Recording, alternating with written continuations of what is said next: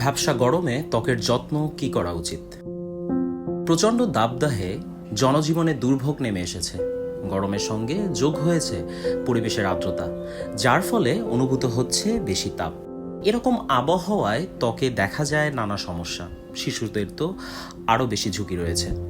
গরমে পানি শূন্যতার কারণে ত্বক নিষ্প্রাণ ও বিবর্ণ হয়ে পড়ে। ত্বক শুষ্ক হওয়ায় পাশাপাশি এর উজ্জ্বলতাও হারায়। পানি শূন্যতার পরিমাণ নির্ভর করে প্রধানত একজন ব্যক্তি কি পরিমাণ শারীরিক পরিশ্রম করেন, কতটুকু পানি পান করেন ও আবহাওয়ার ধরনের উপর। পানি শূন্যতায় বা পানি স্বল্পতায় চোখের চারপাশে কালো দাগ দেখা দিতে পারে এবং চোখের ক্লান্তি দৃশ্যমান হয়। এছাড়া এ সময় ত্বকে ছত্রাক সংক্রমণও বেড়ে যায়। তাহলে ভ্যাপসা গরমে ত্বকের যত্নে আপনি কি করবেন? আলোক হেলথ কেয়ার লিমিটেড, মিরপুর 10, ঢাকায় চর্ম ও যৌনরোগ বিভাগের সহযোগী অধ্যাপক ডক্টর লুবনা খন্দকার এর মতে, ত্বক পরিষ্কার করতে ওয়াটার বেসড ফেস ওয়াশ ও ক্লিনজার ব্যবহার করা ভালো। 2-3 ঘন্টা পর পর পানি দিয়ে মুখমণ্ডল ধোয়া দরকার। অতিরিক্ত ক্ষার জাতীয় সাবান দিয়ে গোসল করলে ত্বকে পানি শূন্যতা দেখা দিতে পারে।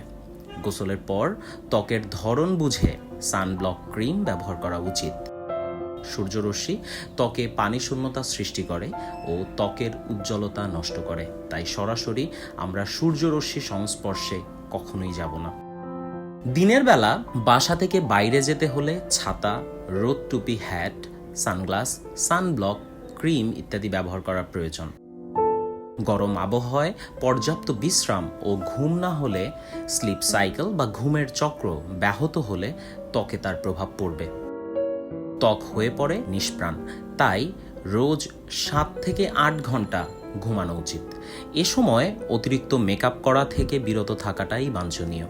শুধু ওয়াটার বেসড মেকআপ বা ফাউন্ডেশন ব্যবহার করলে ত্বক অতিরিক্ত শুষ্কতা থেকে রেহাই পাবে। সব ধরনের মানসিক চাপ থেকে দূরে থাকা উচিত। কেউ যদি চিন্তামুক্ত থাকেন, অন্য অঙ্গ প্রত্যঙ্গের মতো ত্বকের কোষগুলো রিল্যাক্স থাকে, তখন ত্বক উজ্জ্বল দেখায়।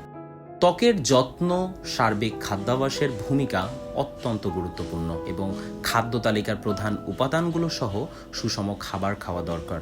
প্রচুর পানি পান করা প্রয়োজন। একবারে বেশি পানি পান না করে 2-1 ঘন্টা পর পর পরিমিত পরিমাণে পানি পান করুন। এই সকল তথ্যই জানিয়েছেন ডক্টর লুবনা খন্দকার।